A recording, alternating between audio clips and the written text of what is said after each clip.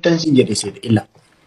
Dubartiin raachuu argatte raachuun bareedduudha. Raachuun bareedaadha. Raachuun raachuun xaafaaciidha. Raachuun xaafaaciidha. Dubartiin raachuu argatte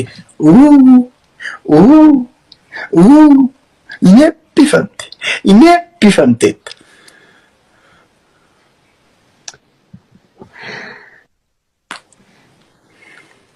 Okay, raachuun bareedaadha. Isaatu jeelaan raachuun bareedaadha. Dubartiin isaa akka Isattiin dabalin. Ani jedhu. Isattiin dabalin. Ani kana jedhee qofa qaxxaame. Isattu jedhin jedhin. haa eegaa siitu jedhe anaatu jee silaa. Maal na dhibee?